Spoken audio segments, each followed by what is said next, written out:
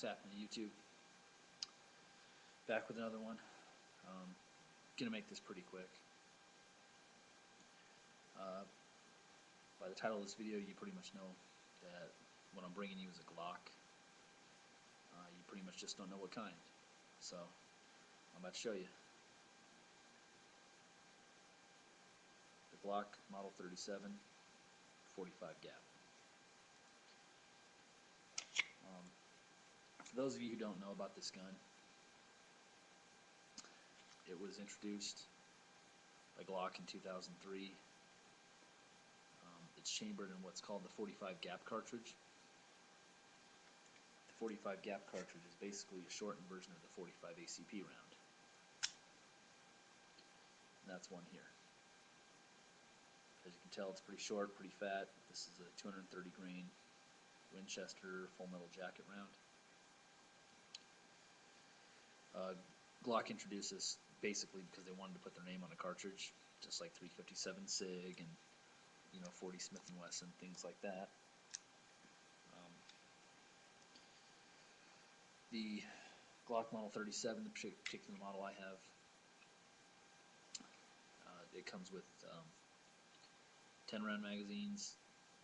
I got 3 of them. I got this guy used for about $335. It's in pretty much brand new condition. I can't find a scratch or ding anywhere on it. I don't think it was shot very much. I think it's a former law enforcement trade-in, so probably the only time it was shot was really probably during qualifications. I've actually always kind of wanted one of these guns, and the reason being was I was just because it's something different, it's something new. I remember when they first came out in like November of '03. I remember seeing them at the gun store. And even my friend was like, "Yeah, you should buy one." Just because it's something different. It's not a typical GLOCK. And that's what I like about it. As you can tell, it's got the narrow grip. The grip's the same size as the 40 cal and 9mm GLOCKs. The slide is beefed up just like the 45 caliber Glock 21. So you've got those little edges that hang over it a little bit that have kind of been milled, as you can see along that line there.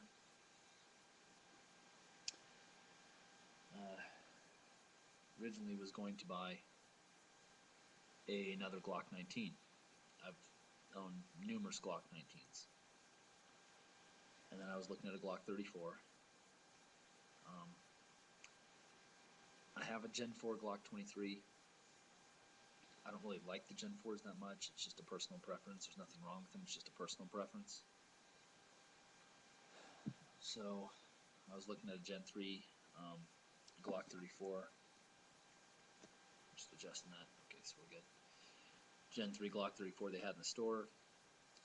It was priced significantly higher than the Glock 19. The guy was talking to me about 45 gap Glocks, and I thought, it's been a long time since I've looked at one of those, at least 8 years, when they first came out. So I said, "Hey, do you have any in the back?" And he goes, "Yeah, we got one." And he goes and brings it out to me. Price tag is $335 on it. So I'm like, well, yeah.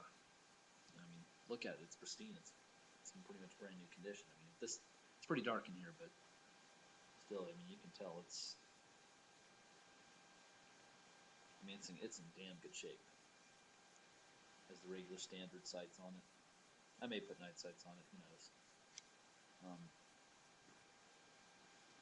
Looked at it and I said, I'll take it. Well, he didn't have any 45 gap ammo there, so I went to Gander Mountain and bought some. Ridiculously expensive for 45 ammo, but whatever. It was affordable, I could get it. I went online when I got home, started looking at the 45 gap ammo, so I'm going to have to get some Spirit Gold dot hollow points for it, I think, and I'm probably going to buy some cheap Brazilian Magtech ammo for it just to shoot at the range, rather than this expensive, but still El Cheapo quality Winchester.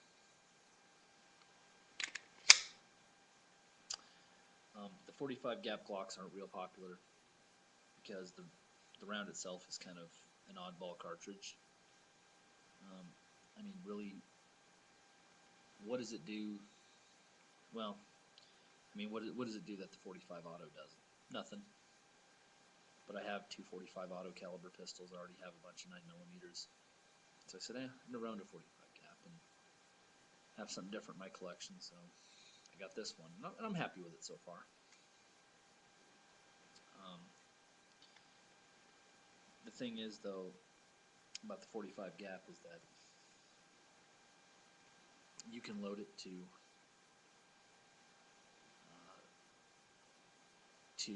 pressures, you know, and ballistics and energy levels that are that will duplicate the 45 auto. 45 auto plus P will still take it. And rather than using a large pistol primer, it uses a regular pistol primer, which I didn't know until I looked it up. But yeah, I mean, it's something different, so I'm excited about it. Gonna have to let you guys know how it shoots. But this is it.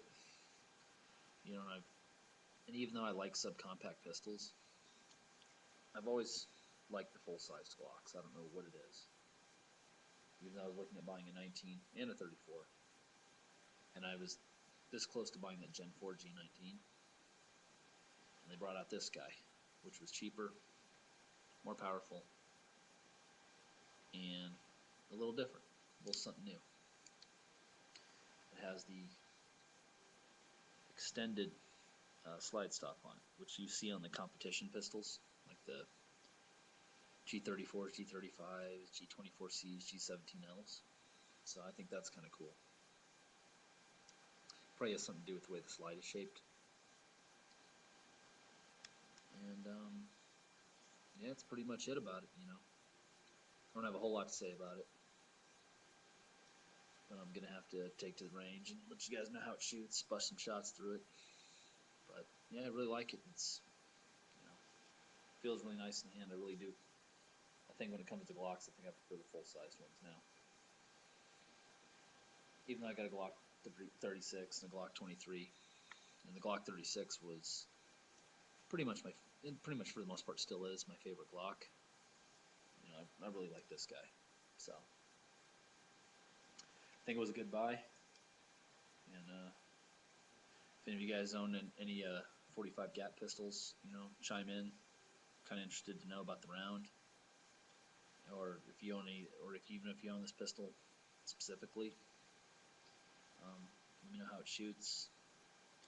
Let me know about reliability, where you buy your ammo, how much you pay. You know, I'm always interested in that kind of stuff. So, catch you guys on the next one.